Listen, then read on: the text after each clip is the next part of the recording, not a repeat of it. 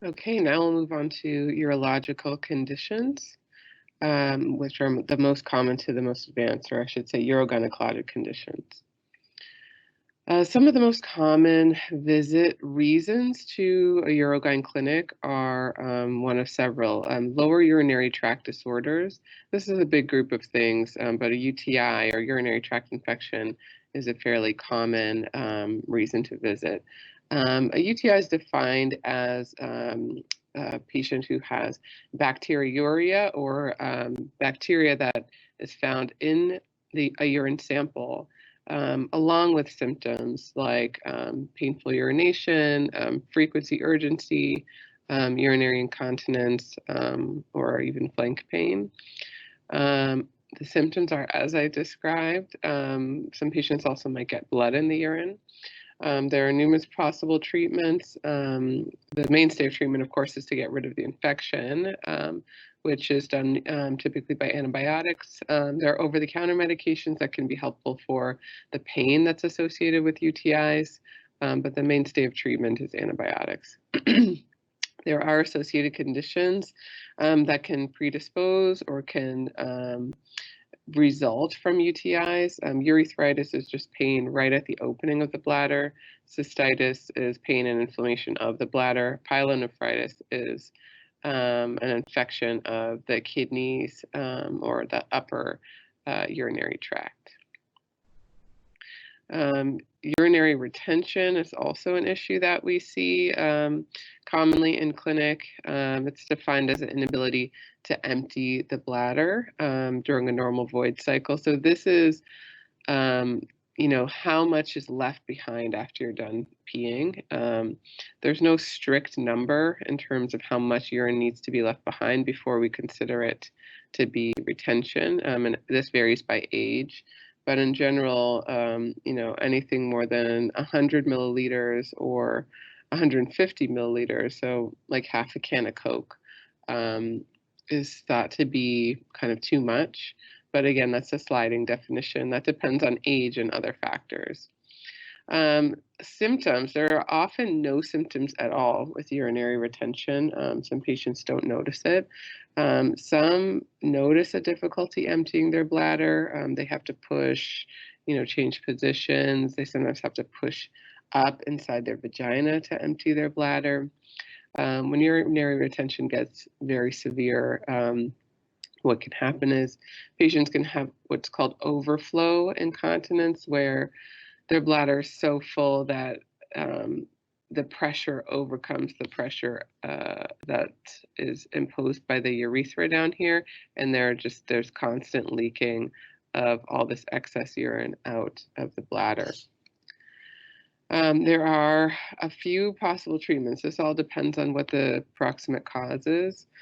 Some folks can have urinary retention acutely because of an infection, so we would certainly treat that.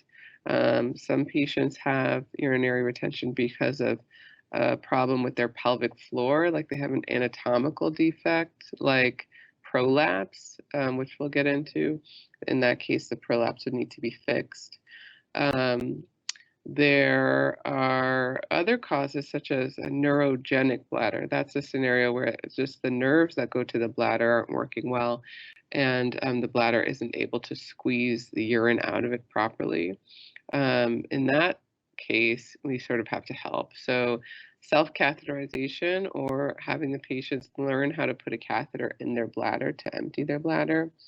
Behavioral techniques, so if they are able to pee some, just making sure that they're going to the bathroom often to keep their bladder as empty as possible. Sacral nerve stimulation is a technology that basically acts like a pacemaker for the bladder and helps to sort of jumpstart the bladder's nerves and muscles to contract better. And then as far as medication, there's limited medication here on the female side. You hear about men using Flomax a lot, but typically we don't use that for our female patients. There's usually another sort of underlying cause for urinary retention in our patients.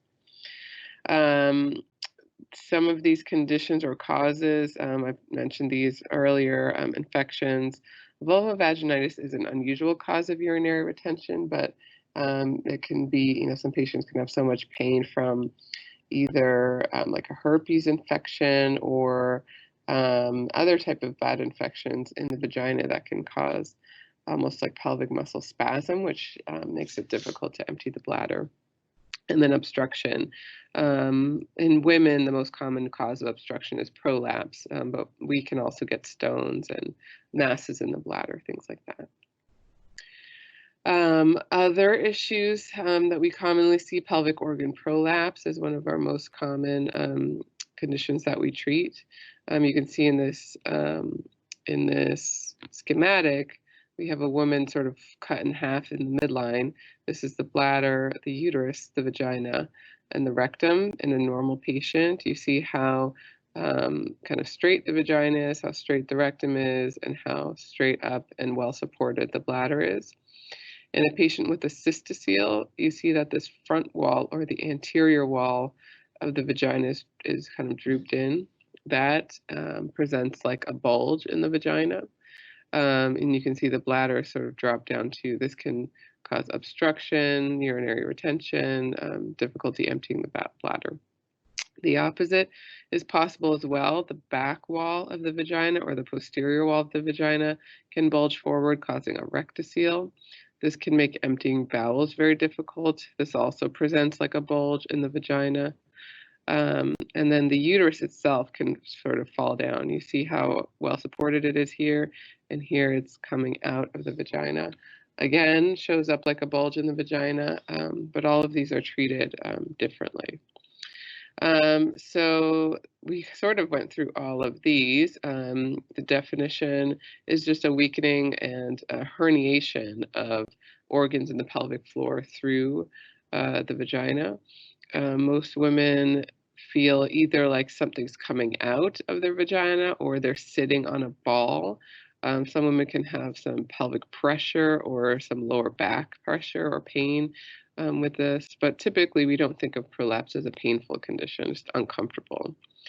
There are several treatments. First-line therapy is a few things. Diet is helpful, not necessarily for pushing that bulge back up, but to get down to a healthy weight can make prolapse symptoms reduced. Kegel exercises are similar to the video we saw earlier, just contraction and lifting of the pelvic floor. That's usually helpful for women without very severe prolapse who can improve their symptoms just with that. Pessaries are a non-surgical option to elevate the organs in the pelvic floor. It's like a little rubber device, almost looks like a diaphragm, but there are lots of different kinds that can be placed in the vagina and left in place for months at a time and act as almost like a crutch to help lift everything up in the vagina. And then, of course, as surgeons, most of what we do is pelvic reconstructive surgery. This can be done with or without mesh to help elevate these organs in the pelvic floor. And we talked a little bit more about this. The cystocele is that front wall of the vagina coming down. Rectocele is the back wall of the vagina. Proscedentia is a very specific condition where the whole uterus has prolapsed through the vagina. So imagine, you see there's maybe a couple centimeters here of the cervix coming out. Imagine the entire uterus was down and this bulge is extremely large, the length of a whole uterus. There are also acquired vaginal disorders. Prolapse is one of those, but very commonly we deal with vaginal atrophy. This is a common disorder that comes with menopause. It's basically defined as thinning of the mucosa or the lining of the vagina, which causes decreased blood flow to the vagina, which causes dryness, increased tenderness, sort of a burning feeling, which we'll get into the symptoms of this. Some women, aside from the burning and dryness, they can feel what their brain thinks is a UTI. So they might show up with UTI symptoms. You can also develop different sort of vaginitis conditions with vaginal atrophy, like BV or yeast infections, can be more prevalent in women with vaginal atrophy. There are treatments. The mainstay of treatment is actually vaginal estrogen. Vaginal moisturizers we reserve for women who aren't eligible to use vaginal estrogen for whatever reason. They might have an estrogen-fed cancer, like a breast cancer or a endometrial cancer. They might have had bad side effects with vaginal estrogen. But in general, most patients can tolerate vaginal estrogen, and that is the only thing that will actually grow that lining of the vagina back to what it was. Surgery is not really a treatment for vaginal atrophy, but as far as acquired vaginal disorders go, it is absolutely a treatment for prolapse. And again, these are just other examples of acquired vaginal disorders. Mesh complications we deal with patients who have had mesh previously, who maybe have something called a mesh erosion, where the mesh is showing itself in either the bladder or the vagina.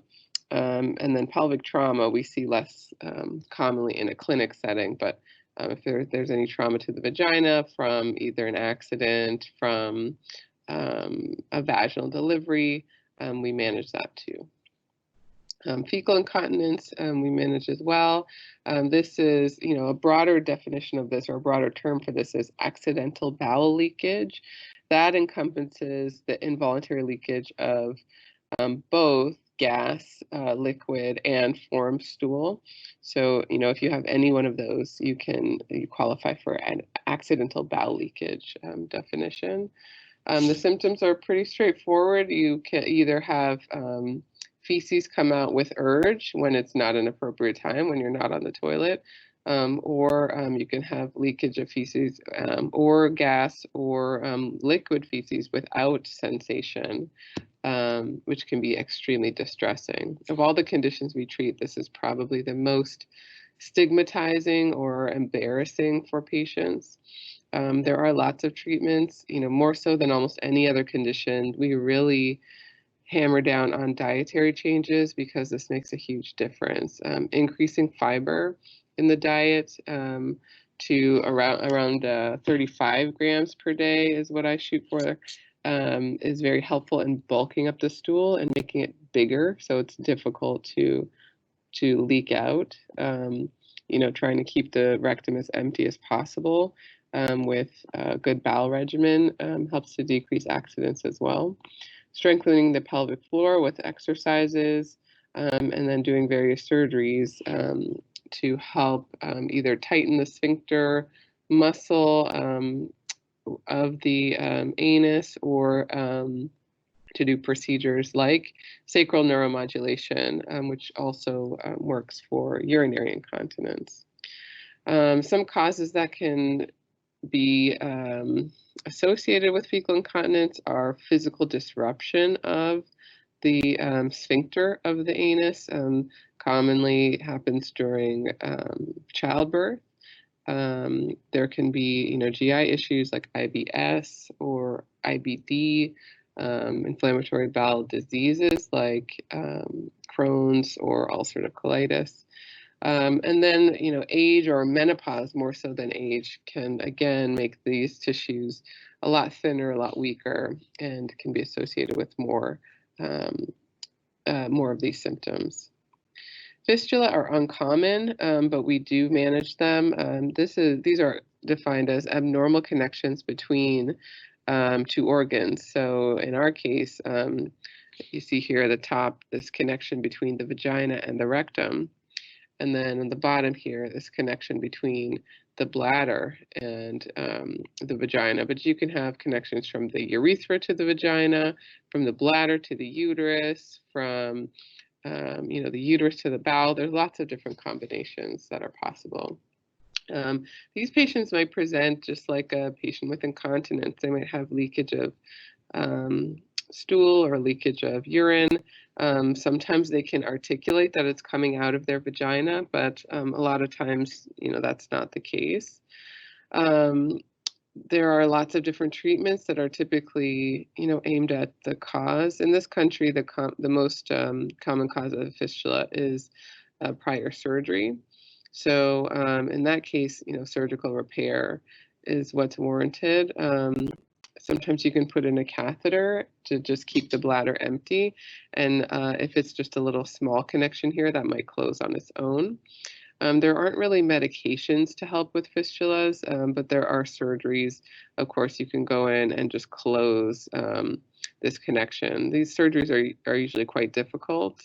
If there's any underlying inflammatory disorder or a history of the tissues being radiated because of a surgery in the past, because of a cancer in the past, it can make this very challenging to treat. And we've talked about the different types of fistulas there are, but basically, the names in the first part just tell you what's connected to what. The rectum to the vagina, the vesicles, the bladder to the vagina, and genitourinary is just a general name for any part of the genitalia to be connected to any part of the urinary tract. Pelvic pain is an issue that we see frequently. And it's just defined as a chronic dysfunction and discomfort in the pelvic region. It doesn't have to be associated to any particular organ, and oftentimes we don't get a real true diagnosis of what's causing these symptoms.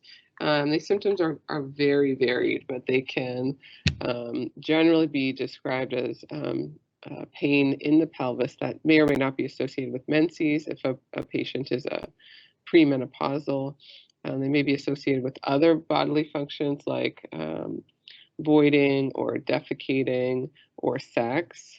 There are very many treatments for this. It again depends a little bit more on how the patient presents and what their specific symptoms are, but in general, becoming more active, taking any sort of pain medications or often relaxing medications or antidepressant medications are used typically.